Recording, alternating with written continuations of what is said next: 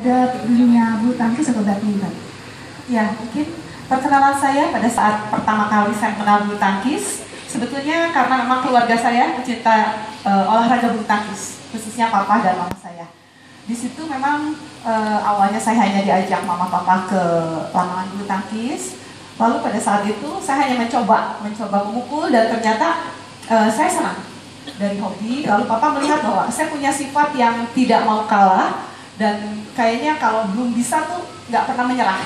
Kompetitif ya? Betul sekali. Okay. Sehingga memang membuat papa sepertinya sepertinya anak ini punya talenta untuk menjadi seorang atlet, dan kebetulan memang ayah saya mempunyai cita-cita yang mungkin tidak sampai. Jadi waktu itu ayah saya ingin menjadi juara dunia, tapi karena cedera yang dideritanya, akhirnya melihat saya senang bulu tangkis, akhirnya papi saya sangat mendukung dan juga disitulah awal saya dilatih bulu tangkis. Oke, jadi awalnya orang tua melihat ada potensi, lalu dialihkan dan dikembangkan gitu ya. Betul. Nah, kalau dari Mbak Susi sendiri gitu, apakah itu benar-benar, jadi ini istilahnya hanya mengikuti cita-cita Anda, atau ini adalah bulu tangkis menjadi passion di dalam kehidupan Mbak Susi?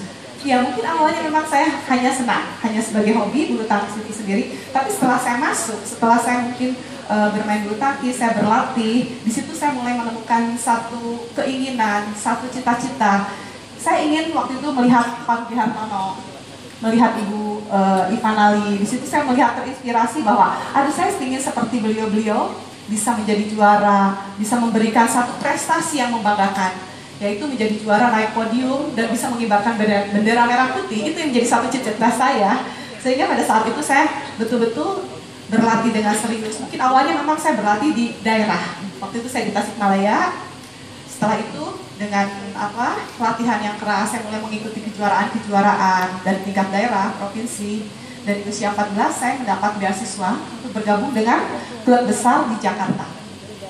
Baru dari klub besar itu lebih merambah secara nasional ya? Betul sekali. Oke, nah tadi berarti ada inspirasi dari Rudy Hartono, ingin menjadi seorang pemenang juga dan mengharumkan nama bangsa. Betul. Nah itu kan biasanya ya, kalau orang itu melihat seorang juara, itu kayaknya udah di atas. Dia nggak melihat perjuangan dari awal, dari Tasikmalaya bisa sampai ke Jakarta aja, itu udah satu cerita ya, bisa jadi satu buku mungkin ya, apalagi bisa menjadi juara. Nah, boleh diceritain nggak bagaimana ritme latihan dan juga mungkin sacrifice atau pengorbanan yang perlu dilakukan sampai akhirnya bisa menjadi seorang juara? Ya, tentunya untuk menjadi seorang juara butuh satu kerja keras, butuh satu pengorbanan, di mana di usia yang muda saya harus pindah ke Jakarta. Lalu saya juga harus mandiri masuk ke asrama. Saya berlatih setiap hari, pagi hari jam 6 pagi saya sudah mulai bangun, saya berlatih sampai jam setengah 9. Setelah itu saya sekolah, kebetulan sekolah saya khusus atlet di Ragunan. Setelah itu, setelah sekolah mungkin sampai setengah 3, jam setengah 4 sampai jam 7 malam, saya berlatih lagi. Rutinitas itu yang saya lakukan, jadi sekitar satu hari, sekitar 5-6 jam saya berlatih, dan itu saya lakukan setiap hari. Tapi dengan kesadaran saya, karena saya memang menginginkan menjadi juara dunia, cita-cita saya ingin saya tercapai. Jadi waktu itu betul-betul saya berusaha untuk terus tekun. Mungkin kebosanan pasti ada, tapi dengan keinginan yang kuat bahwa saya ingin menjadi sesuatu yang terbaik, ingin mencapai cita-cita saya, kerja keras dan tujuan saya betul-betul saya lakukan dengan baik. Berarti setiap hari, Senin sampai Minggu ya? Senin sampai Jumat itu saya lakukan. Kalau Sabtu mungkin setengah hari. Jadi, tapi tetap masih ada latihan? Masih ada latihan. Oke. Lalu mungkin setelah itu biasanya itu kan kita ada rasa kalau itu kan berarti konsistensi ya, dimana setiap hari Mbak Susi latihan dan latihan.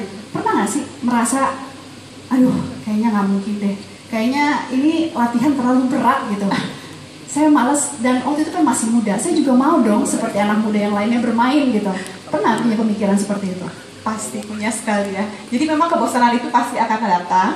Dan juga saya pun merasakan bahwa masa remaja saya juga saya rasakan bahwa saya hilang. Dimana mungkin teman-teman yang lain masih sempat ke mall, tapi saya harus terus berlatih, dan rutinitas itu memang sudah menjadi satu program untuk saya lakukan. Tapi dengan kesadaran yang tinggi, dan saya juga tahu bahwa saya harus melakukan itu karena memang itu adalah tujuan saya. Kalau sebelumnya mungkin bulu tangkis sebagai hobi, tapi setelah itu, setelah saya menyadari bahwa ya bulu tangkis adalah pilihan saya sebagai profesi saya, sehingga dengan kesadaran dan juga dengan keinginan dari saya sendiri bahwa saya ingin mencapai cita-cita saya ingin mencapai apa yang saya inginkan menjadi juara dunia. Akhirnya saya sadar bahwa ya saya harus melakukan ini untuk bisa mencapai itu. Tidak mungkin prestasi itu didapat dengan mudah. Oke, berarti no pain no gain ya istilahnya. Kalau mau mendapatkan sesuatu memang harus bersusah payah dulu ya. Nah, oke. Nah, sekarang kita bicara mengenai ketika kita memasuki sebuah pertandingan. Bagaimana mentalitas seorang Susi Susanti ketika memasuki arena pertandingan? Tentunya sebagai manusia, saya juga selalu merasa tegang. Karena pada saat pertandingan itu berlangsung, tentunya saya juga harus mempersiapkan diri. Dan juga ada rasa, aduh saya menang atau kalah.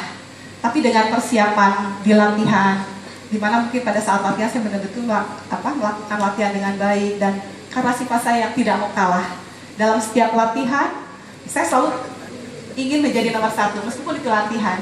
Jadi pada saat pertandingan berlangsung, saya merasa bahwa, ya udah, saya akan berusaha, saya berpikir positif, saya fokus dengan satu pertandingan, saya fokus dengan lawan saya. Mungkin penonton banyak sekali, tapi pada saat itu betul-betul saya berusaha untuk masuk dan konsentrasi penuh dalam satu pertandingan itu. Saya tidak pernah memikirkan saya tak akan kalah atau menang, karena saya percaya sebelum pertandingan itu berakhir, saya bukan pemenang dan bukan kalah. Jadi waktu itu saya berusaha semaksimal mungkin bahwa saya tidak takut kalah, tapi saya tidak mau kalah. Tidak mau kalah, nah itu ya.